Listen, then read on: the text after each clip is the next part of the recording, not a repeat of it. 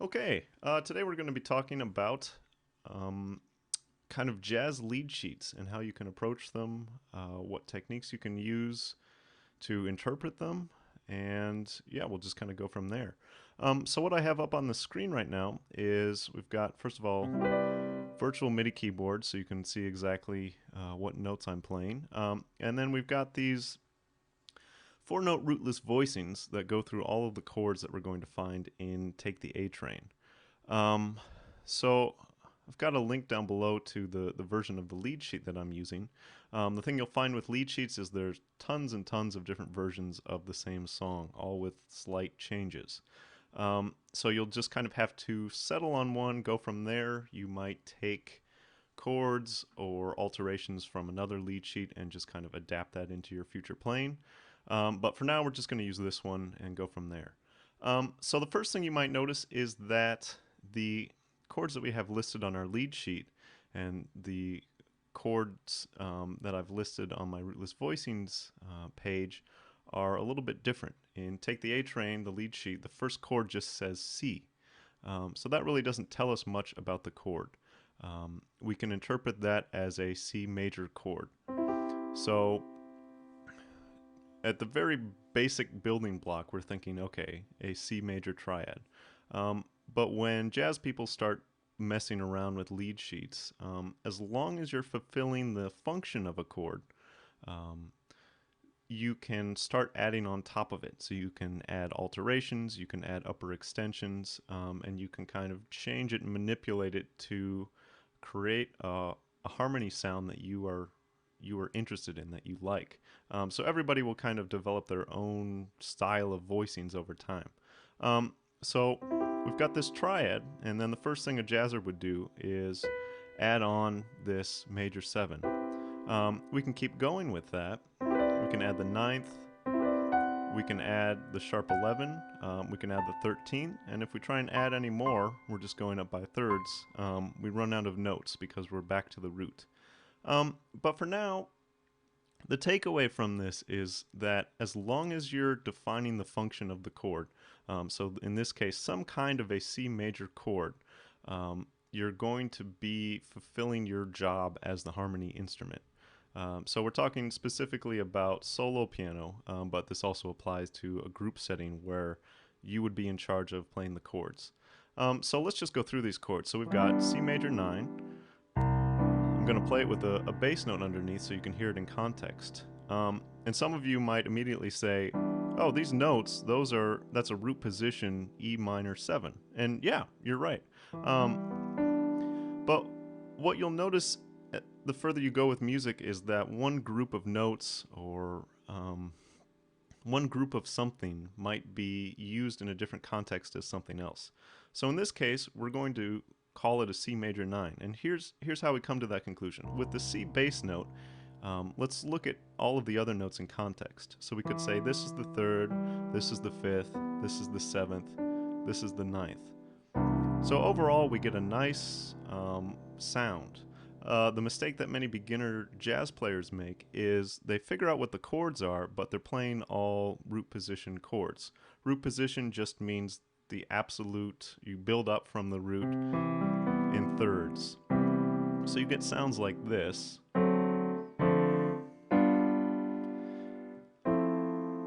And they're okay sounds, but they sound pretty vanilla. They don't have much interest, and they don't necessarily sound like you're really getting into the jazz genre, which allows for a lot of alterations and harmony choices, and a lot of color that you can add to your chords. Okay, so back to the four-note rootless voicings. We've got C major 9, D13. So we've got the third, the 13, the 7, and the 9. We've got D minor 9, G13, C major 9. Then we've got G minor 9, C13, and F major 9. Now you'll notice on this rootless voicings, underneath the staff, I put the 2-5-1, and that's important because that's kind of our basic foundation in jazz. everybody talks about the 2-5-1 relationship. And that's because it's the most prevalent chord progression you're going to see in a lot of jazz charts and old pop charts. So it's kind of like the modern equivalent to 1-4-5-1 that you might see in pop music or anywhere else. So what we're going to do is we're going to use these voicings and kind of figure out how we can make an arrangement using this lead sheet. So here's our first style of voicing, and I call them rootless voicings because they don't have the root, and they're useful mostly when playing in a combo setting, so where you have a bass player who's holding down the bass line and you are just responsible for playing the harmony. But these are also good starting points for improvisation. You might just take one of these voicings that you're familiar with, use it as an arpeggio to start out a solo, and you'll also kind of get more used to how all of these notes are associated with a chord symbol, so that when you're trying to rearrange a chord and come up with your own voicings, you have a lot of options for doing so. So if you know that these notes make up a C major 9, for example, you can start rearranging things. So maybe we'll do that in the left hand. We'll get the 7th up here, the 3rd here, the 5th, or the 9th here. So we're using the same notes, we've just kind of reorganized them. And you'll find that over and over again is that once you can kind of start associating with certain notes with certain chords, you'll be able to create your own voicings kind of to suit whatever style you have. So those are rootless voicings, and they're a good place to start in jazz. They don't give you a complete sound because we're lacking the bass, but it gives you something to work with, and they'll be very useful going on. Other types of voicings we might use are shell voicings. So usually that's going to be like root and 7. So again, I'm on this C major 7 chord. Root and 7, root and 5th, and the idea is that your left hand is doing this and the right hand might be filling in everything else.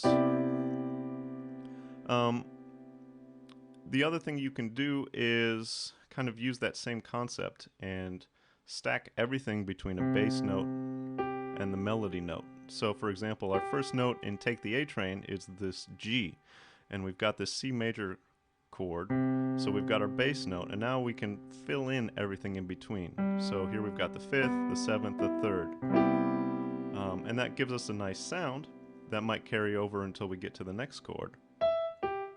So now we have to choose for D7. So again, here's our melody note, here's our bass note, and now we have to fill in everything in between. So we might do something like so playing that in context,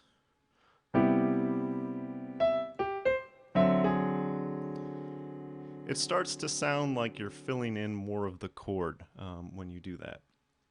So one of the things you have to decide when you're looking at a lead sheet is, if you're in a solo piano setting, what kind of left hand style you want to play as. So the first one, we could just use these 4-note rootless voicings underneath the melody. So that would sound like this.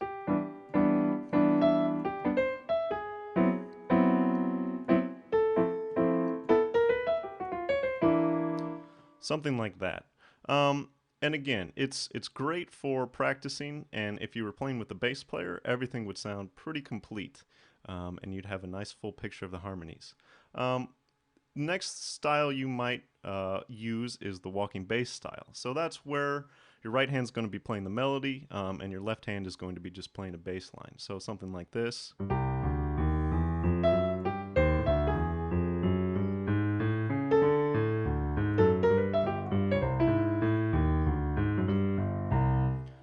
So that gives it a nice kind of forward driving sound, where you're really hammering home those quarter notes. So if you ever see like a solo jazz piano player, like at a cocktail bar or something like that, this is often the style they'll use because it gives you kind of a nice complete sound between the melody and the bass. But it's a little sparse because you don't have as much of the chords in between.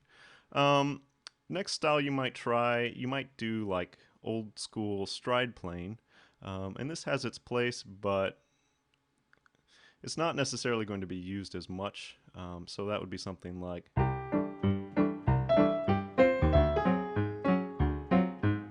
So the idea is that you're filling in both bass note and harmony by dropping a bass note on the downbeat, and then getting a chord in there to kind of give you an overall picture. That works okay, but again, you're really kind of limiting yourself to the stride style when you do that. So kind of stride and jazz are very closely related, but they have their differences. So the next style, and this is one that I kind of prefer, is coming up with a kind of rhythmically disjointed stride. And that's where you're going to be using both chords and bass notes, but kind of creating an interesting rhythm along the way. So maybe something like.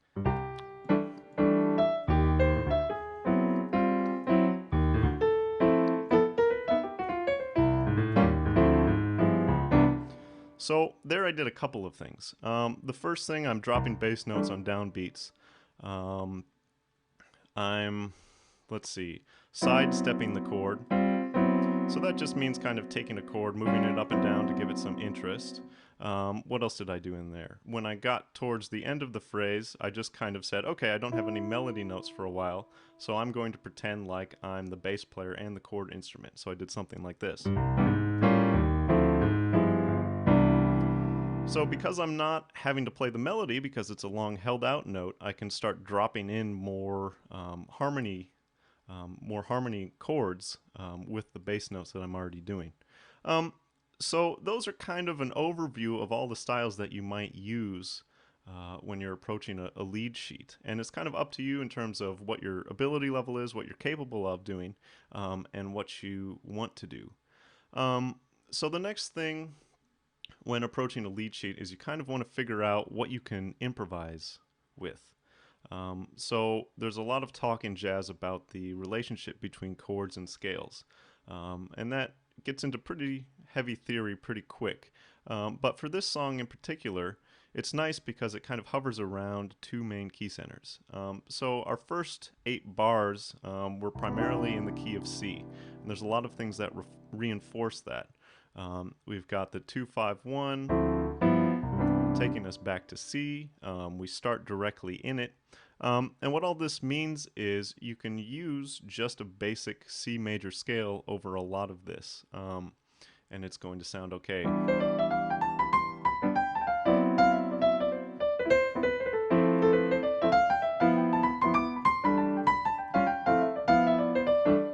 So you'll notice that over the D7 measure, so the 3rd and 4th measure, it sounds a little off.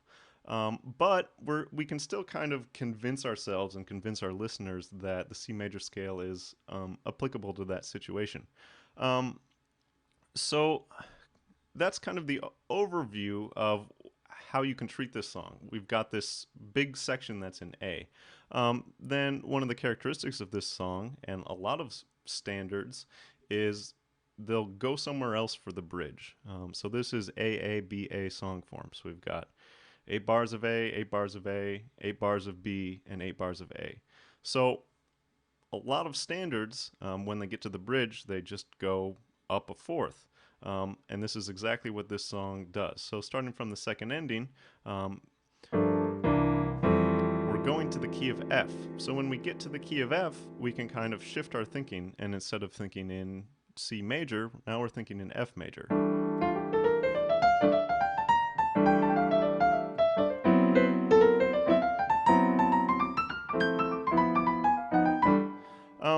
So again, there's going to be discrepancies. Like when I got to that D7, the F major wasn't quite cutting it. I mean, it has notes that will be shared, but overall it's not going to be perfect. So then kind of the next level with the lead sheet is you start looking at each chord individually and figuring out what scale goes with it. So to just go through them quickly, C major, so we've already figured that one out. We can use a C major scale. D7, what we can do with that is a Mixolydian scale. And that's basically like, you can think of it as a major scale with a lowered 7. So we get that lowered 7 right there. Now we're going to D minor, so we can think in terms of D Dorian. We're back to G7, so now we can think back to G Mixolydian, and then we're back to C. So that covers both the A sections. So it's A, B, A. So that covers a lot of the song. When we get to F,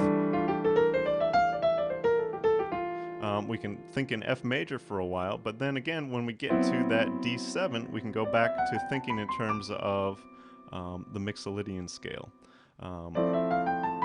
And then D Dorian, G7 to take us back to that C of the final A section. So kind of in context, if we start just kind of playing with those scales,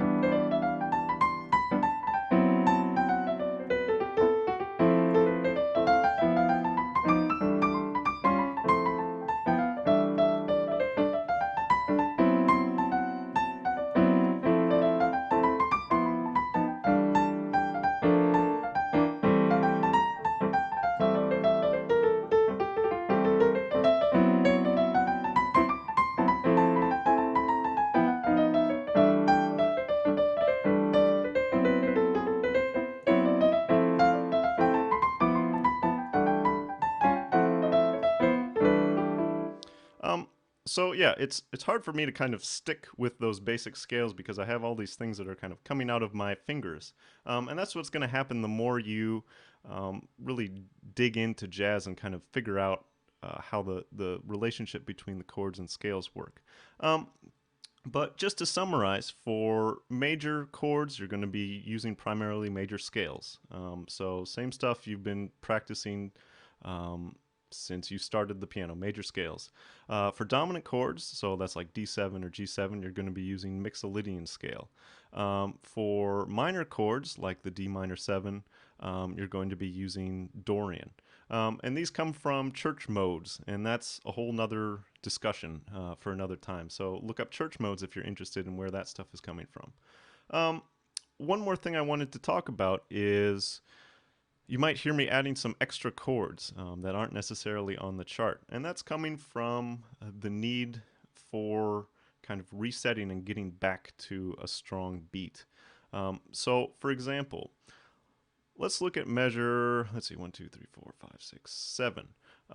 So this is right on that C, and what we're doing is we're heading into the first ending. And we're heading into a first ending, a lot of times there's this need for a turnaround. And a turnaround just means a chord progression that will take us back to where we started. So a lot of times, what you can do is called a 1-6-2-5 turnaround. So we've already talked a little bit about 2-5-1. So that's, we're in the key of C, so we're thinking 2 chord, 5 chord, 1 chord. What we can do is kind of expand that, go 1 chord, 6 chord, 2 chord, 5 chord, 1 chord. So in context, when we get to this 7th measure heading into the first ending, we know that the first ending is going to take us right back into C. So we can do 1, 6, 2, 5, 1, and then we're right back at the start. Turnarounds are also useful at the end of a song. The tendency in jazz is for a form to loop over and over again. So typically you'll play the melody once, and then there will be an open section for improvisation, however long you want to solo for, and then you'll play the melody again, and that will be kind of what bookends the song.